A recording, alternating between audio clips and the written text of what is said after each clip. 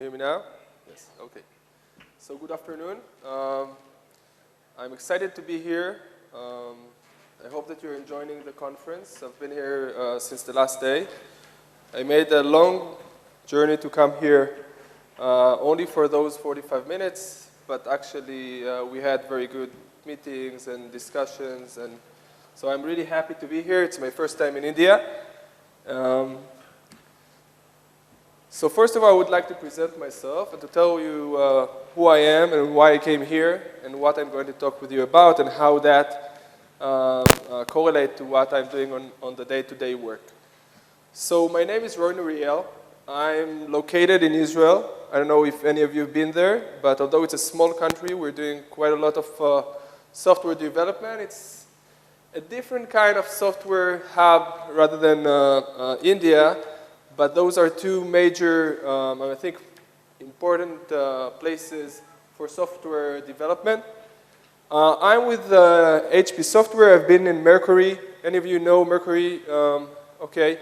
So I've been in Mercury a few years ago, and then we were acquired by HP. And I used to be QA manager for several years, and then I moved to the product management. I'm working very close with the R&D. And I'm working and defining what they should do to some of our products.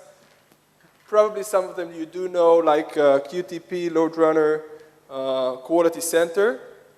And in the last 2 years, I moved to lead our ALM SaaS offering, which maybe some of you know we have a new solution for ALM, for Agile Management, sorry. And I encourage you to watch it. Before I start, so I made the, I'm not here to talk about, I'm not doing a marketing pitch. Okay, I'm not going to talk about HP products. I'm not going to talk about how you take and implement them in-house. I'm only going to share with you basically what we're doing and what practices we adopted internally. The only point that you will see slides of our product, that will be that slide. Basically, the product line that I'm leading is Agile Manager, our SaaS solution for Agile Management, and a new product that will be available probably by the end of the year, which is bringing new capabilities for quality that are more targeted for Agile projects. Stay tuned. It's going to be a fascinating product. I hope you would find it interesting and relevant for you. If you want to hear more, you are more than welcome to come after that session to hear. So, the main point that I want to reach is that you will get, I don't know, any one of you who is either doing continuous delivery or is planning to move to continuous delivery to take one or two takeaways from that session and tomorrow morning to see, I guess tomorrow morning is your weekend, right? So 2 days from now, in Israel, we're working from Sunday to Thursday. So in our case, it's a bit different. But early next week to see what you can take and change and modify the environment that we are working on. We are lucky. I think also the guy from Microsoft, they're also lucky because we are developing tools that our customer basically are doing things that are more or less the same as we're doing. So we have the luxury to talk with a lot of customers, to know the market, and to see how we can take all those inputs and make sure that what we're doing is really the right thing to do. You don't need to write anything. I upload everything into Google Docs, so you can find it online. If you can't scan it, you can come to me later on. I will give you my contact information, and you can send me email. And you can send me email, and I will send you a link to the case study. Before we start, I want to know more or less who is here in the audience. So how many people over here are project managers? Okay. How many people over here are consultants? Okay. How many people over here deals with quality in any way on your daily work? Okay, very good. So before we start to drill down into the journey that we had, I want to share with you into the details, I want to share with you the journey that we had.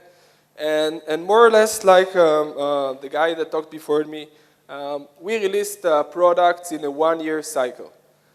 We thought that we were doing agile. We also called it an agile. I can tell you that I've been in conferences a few years ago, and I asked people in the audience, how many of you are doing agile? How many of you are doing agile? Okay, so that's pretty good. The question 5 years ago, by the way, was more or less the same. We also raised our hand when people asked us if we were doing agile. Honestly, we were not doing agile. We did something in between to waterfall to agile. We had milestones. We used to do stand-up meetings. We call them stand-up meetings. We also have few events that are, as the people who are doing agile, but at the end of the day, if you're looking at the essence of agile, if we really were able to modify and change stuff that we are working on along the way, we weren't capable to do that. When we moved to develop our new product line, we knew that we were going to develop that as a SaaS solution. We want to make sure that we are doing things right. We decided that we want to move to continuous delivery, and that was a big change. I mean, from releasing a product in a 1-year release to release it as an ongoing release, that's a big change. It's a big change not only to the R&D. By the way, the R&D, it's the easiest area for you to do that. It's a big challenge for the entire ecosystem. It starts internally in R&D, like QA, documentation, product, marketing. All of those are pretty affected by that change.